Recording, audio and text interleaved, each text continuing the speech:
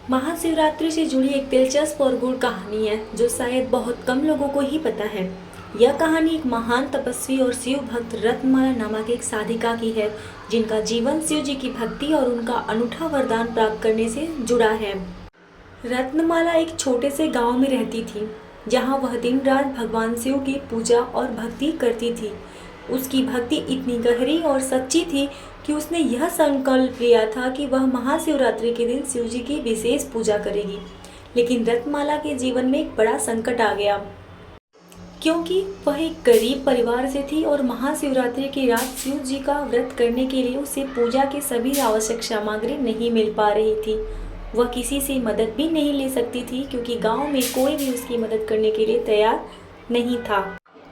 फिर भी रत्नमाला ने हार नहीं मानी और उसने खुद के साधन जुटाकर पूजा की तैयारी शुरू की।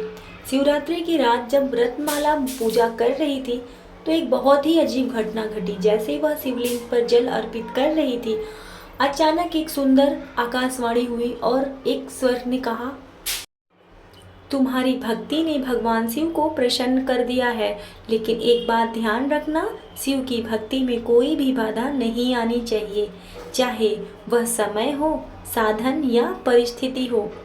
रत्नमाला यह सुनकर थोड़ी चौंकी, लेकिन उसने अपनी पूजा को पूरा किया। उसकी भक्ति से प्रसन्न होकर शिव जी ने उसे दर्शन दिए और उससे कहा, मैंने तुम्हारी भक्ति को देखा है और तुम्हारी निष्ठा को महसूस किया है।